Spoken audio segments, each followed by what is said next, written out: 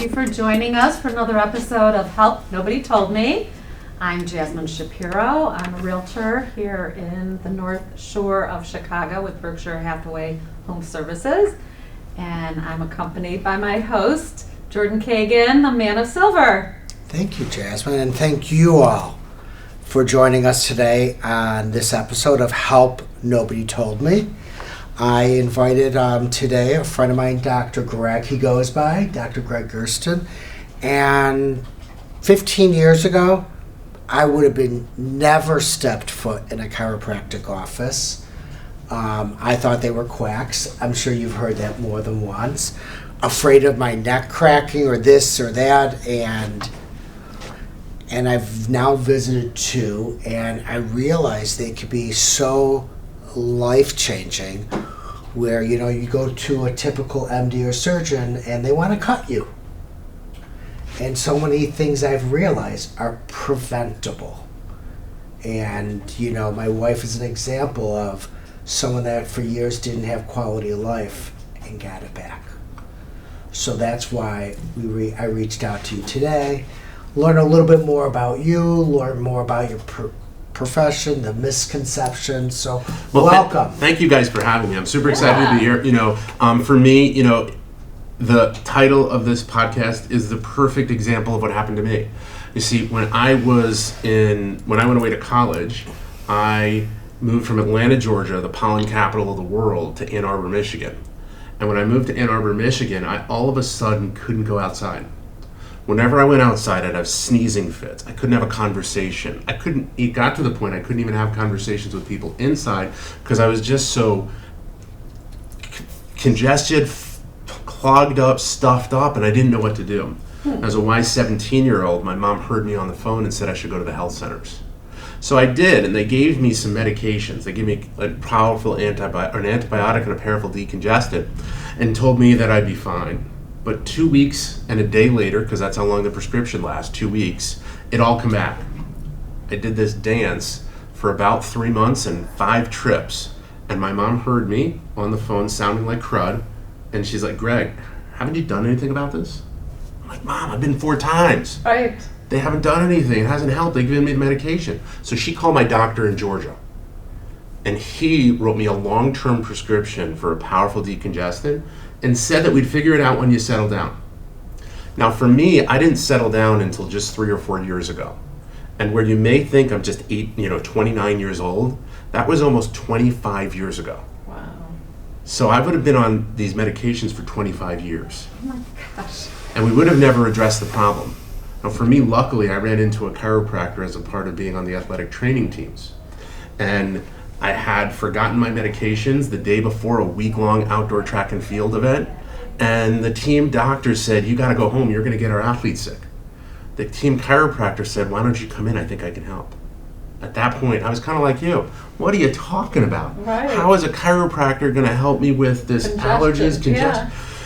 I said, what do I have to lose? So I went in, checked me out. He told me that my neck was forward of the rest of my body, and that it was causing my immune system to overreact to the environment. And he said that if we got that under control, that I wouldn't have these problems. Wow. I still was like, what are you talking about? Right. Right? That doesn't make sense. But I said, what did I have to lose? So I started working with him. And within a couple of weeks, my head cleared. A couple of months, I was off the medication. Wow. I said to myself, why hadn't someone told me this sooner? And I said, what does it take? Why aren't people talking about this or know about this? And I changed my focus in school. My second half of college, I focused on pre-med classes when no other kid was doing anything, and wound up diving deeper and deeper into it to understand that the principles of chiropractic is that our body is self-healing and self-regulating. Mm-hmm. You get a cut, you're designed to heal that. Right. However, if the part of our body that tells all the other parts what to do doesn't connect, it doesn't know what to do. Right. That part of our body is our brain. We get taught that in elementary school. My daughter's 9 and she's doing human and like they go through the body systems and they talk about the nervous system. At 9 years old? Uh-huh. Wow. They talk about it big and globally, right? Yeah. The nervous system controls everything, and then the cardiovascular system makes you breathe and helps your blood flow. But then we forget about it. And the way that that part talks with everything is through our spine, out every nerve to every tissue, organ, and gland. And what happens through life is we go through stresses, some that are sudden, and then other ones that happen over time. Yep. And they cause shifts Yep. to individual bones, regions of our entire spine. And those shifts stress out how those messages go from our brain to our body and how our body works. It's like static on an old phone call. You got a bad connection. Exactly. I used that example this morning in practice. Yeah, it's like there's difficulty in the messages getting through. Right. And when we wind up taking the pressure off those nerves, however we need to, whether there's a crack or a pop, or whether there's not, because for a lot of our patients, there's no noises with our adjustments, and there's no manual movements, especially with some of our Can you more fragile repeat that kids. for everyone? Yeah. How often, what percentage of the people I don't do know. not hear a crack? Yeah, I don't have a percentage of it, but it's really based on the case, right? So we work with a lot of people who are fragile. I've developed a little bit of a kind of niche in working with people who have vertigo and people who have advanced spine degeneration, like a lot of our older community. And we help them, and there's not always a crack or a pop, but sometimes there is. So for those people with vertigo or disc issues, what are some of the warning signs they should be paying attention to see if you could help them? You know, I mean, it's kind of different because a vertigo typically shows up with problems and a history of neck pain. And when we wind up taking a Tylenol, an Advil, an Aleve that progresses to something more advanced, like a muscle relaxant, a steroid, potentially an injection or a nerve block, those are all warning signs that there's something not right inside. It's not a lack of those medications. Yep. And when we don't wind up taking care of the cause, they build and they get louder until they knock you on the floor. And we typically look to wind up covering them up in a lot of the healthcare system that we have, as you were talking about, Jordan. Or they just even get ignored.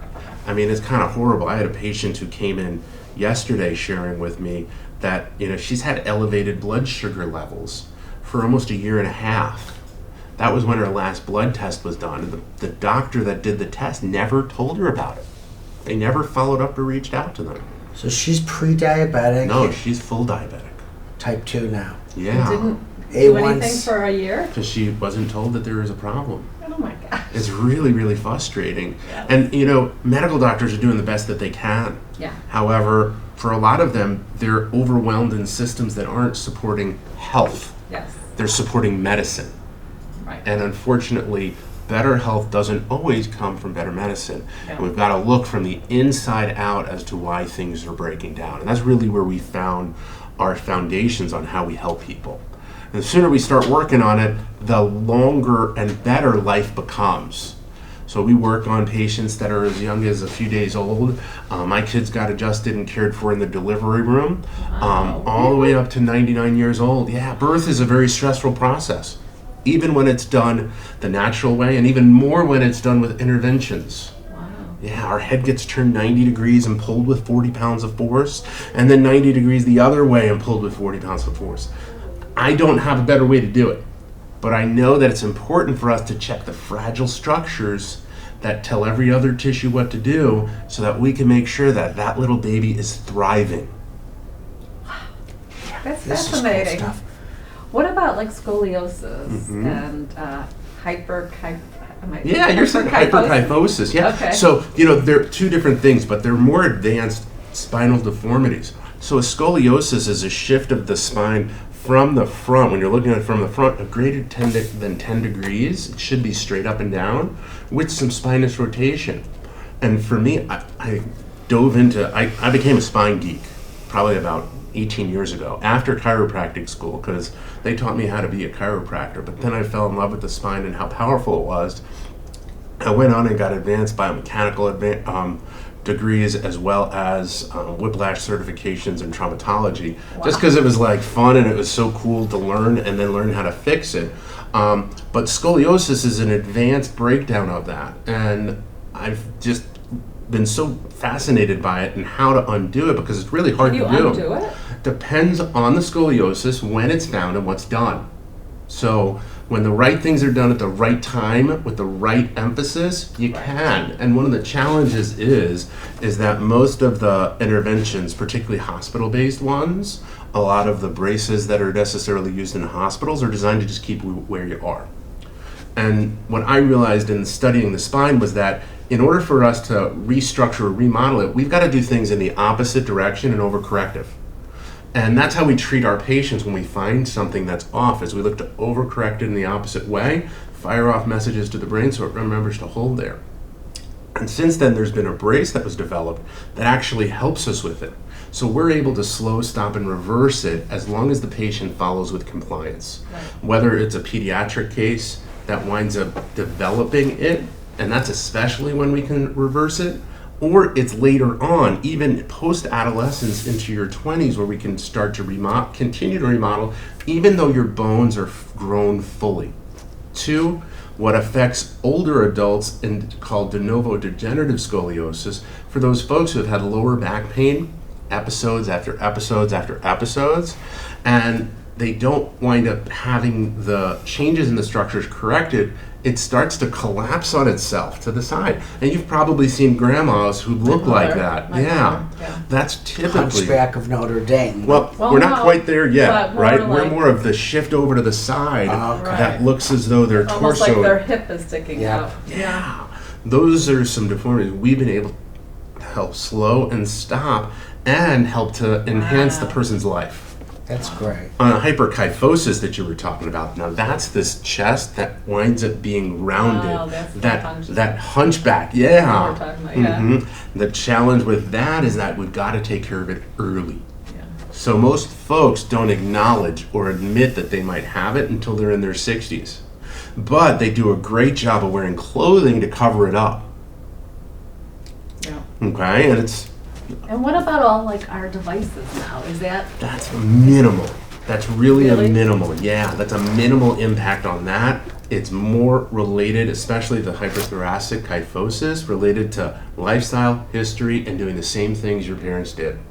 So we've found we can stop it. We just did a case review for a patient, and in 3 months alone, we wound up taking her. We reduced her thoracic curve by over 15 degrees. wow? You got to do it young. She was in her 30s. When we start to get into our 60s, and this is interesting, I went and studied with one of the leading researchers in hyperthoracic kyphosis, a medical doctor out of California, and she actually shifted her focus to osteoporosis because she was frustrated. Now, she was frustrated because she couldn't help the women that were coming in with thoracic hyperkyphosis because she was a gerontologist. She only saw patients over 60. And by the time you're 60, there's a good chance, there's a limited chance that we can correct it. But if you see grandma or mom and she's looking like that, you gotta take action, and a corrective chiropractor is the person to see for that. What's the difference between a corrective chiropractor and a regular chiropractor? That's a super Tradition. great question, you know. Most chiropractors work on creating motion within the spine segments, okay? And that's super important, okay? Because as we lose motion, arthritis develops. However, a corrective chiropractor uses advanced studies, that's the spine geek stuff I got into, to understand how do we change this if there have been changes that have occurred. Not just introducing motion, but then understanding the segments that have changed from normal and how do we correct them. And we can do that on patients as long as there's flexibility within their spine and not too much arthritis. So we have patients in their 60s and their 70s that we can correct some of their regions. But the sooner we start, the easier it is. So when we meet an adolescent that's in sports and may have had a fall, not even needing a head injury, just a fall, and we check and we find that they're off, so much easier to correct than when we meet that person and they're 22 and they're in their first job and they're starting to have headaches and they've got to decide, am I taking Tylenol or Aleve every day at 4:30 just because my head is bothering me or my neck hurts from the postures that I'm in. But the problems aren't the technology. The problem is the trauma that happened 15 years ago. That's been left alone. So trauma on a sports field. Mm-hmm. It would be car how about car accidents accidents? or How anything. common is Yeah. car accidents? It totally can be. However, what I find is that most of us as a child had a trauma well before we were driving. If you were climbing trees, if you were roughhousing, if you were playing a sport, and a trauma doesn't have to knock you unconscious. Oh, I know that. Yeah, you've just got to fall. You fall on an outstretched arm. That winds up delivering a stress into your neck. Your neck is designed to absorb it. And for many times, people wind up breaking their wrist multiple times and they think it's their fragile bones. It's usually not. It's that body's not able to absorb the trauma, and nobody's ever looked at it. That is fascinating. Isn't it? It is. I've It's never so been knocked cool. unconscious, but boy, I've had enough head injuries in my Really? life. So on a lot of our histories, when we work with our patients, because we do a diligent investigation into figuring out what's going on, and really don't do guesswork. That's the other difference between many chiropractors that are out there. You walk in, you lie on the table, and they do stuff to you. They So don't you're- examine you. They So don't talk to you're you. saying they're treating someone blindly because they haven't done their due diligence to find out what the real thing is. Is it true that from what I heard, correct me if I'm wrong, some chiropractors will treat the spine and the body without even doing an x-ray first? Yeah, in our community here, there are many that don't. However, from us, if there are indications, we've got to see what's going on in there. Right. In our office, I found a dislocated spine that went through the emergency room and went to the hospital a second time, and they said that she was fine. And she came into our office, and we did our exam and our x-rays, and what had happened is that her facets, those are the joints in the back of your, they had jumped over forward, and she fell in the shower while she was on a work trip. And she went to the hospital there, and they said, you're clear to fly and you're fine. She wound up going home, and she worked for a nurses association. Of course. And she called her doctor and gave him pain med, but it didn't help or relieve anything. Thursday of that week, she called our office. She came in. I went in on the history. I hadn't seen her in a while. What's going on? She's like, I need your magic hands. I'm like, whoa. That's like, for me, the warning sign that I need to investigate way more than this. Right. And we went through, we did our exam, and we found problems. So we took x-rays. And I mean, they show you x-rays like this in school. And then they say, you're never going to see them in your office. Right. And then they show up and you're like, Wow. holy crud. Unfortunately for this woman, we, emergency roomed her to the hospital because her spinal cord was in danger of being severed. And Seriously? yeah, and she had an emergency surgery. And there are reasons for it to be needed, and that's one of them, to wind up stabilizing those segments that had become unstable. But yeah, we're super cautious with our patients to make sure that we don't do anything that's going to take them away from health or cause them to have problems.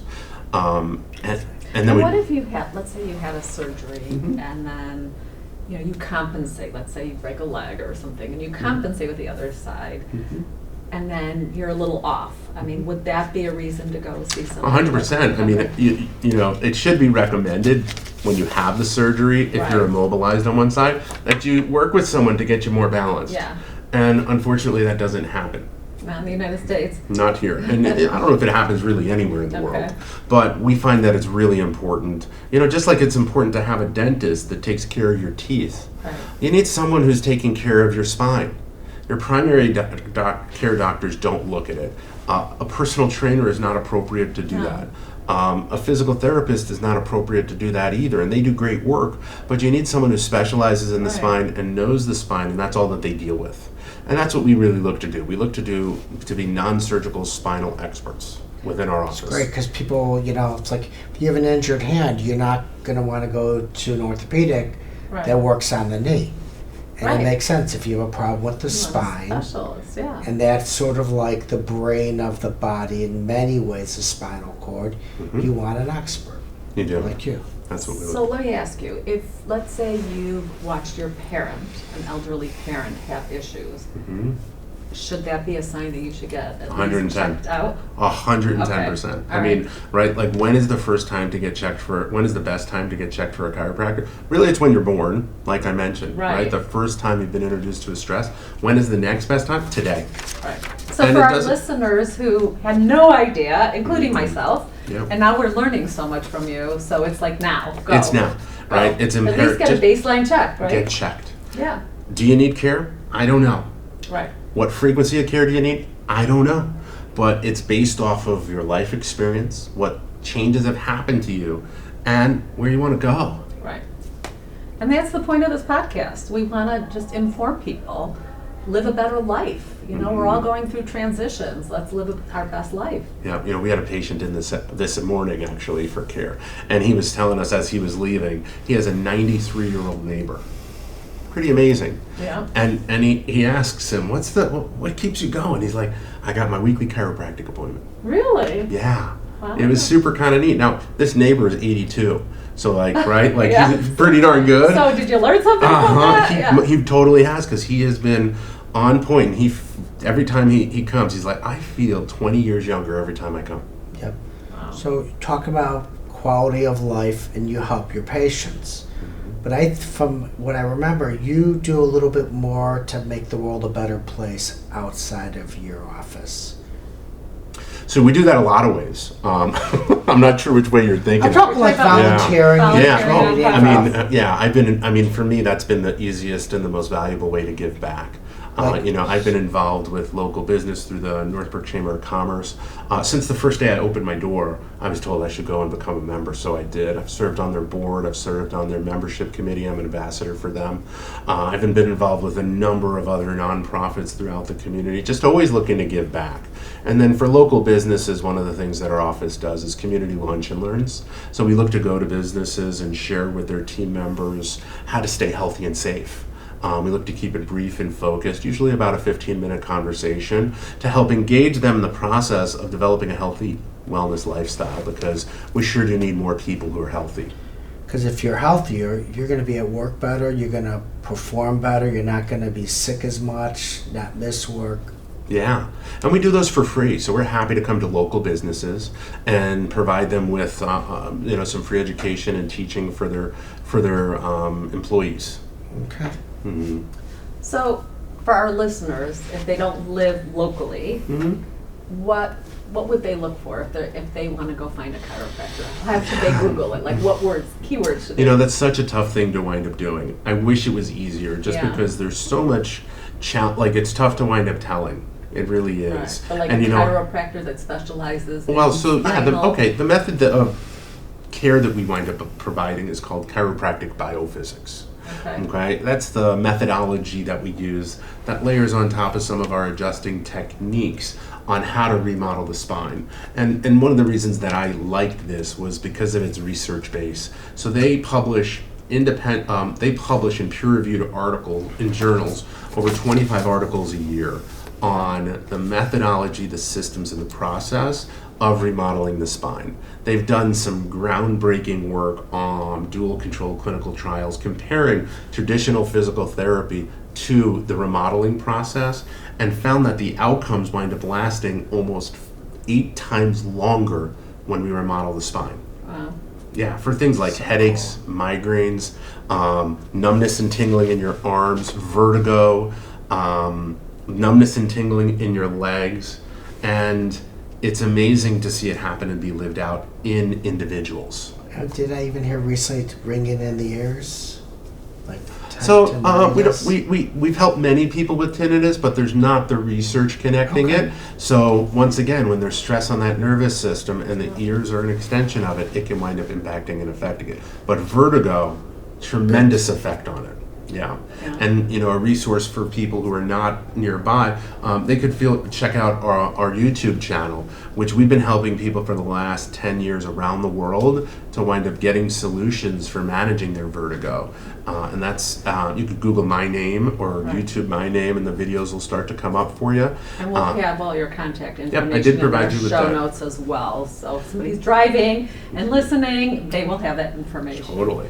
So let me ask you about golfers. Do you know a Uh-huh. lot of golfers? We do. Yeah, we I keep think them. so. We keep them on the course. Yeah. A long time ago, I would say it was probably about 15 years ago. There was a group that did a study, and they showed that chiropractic care winds up helping to reduce one putt off of your round, as well as increase your driver from 20 to 30 yards. I believe it.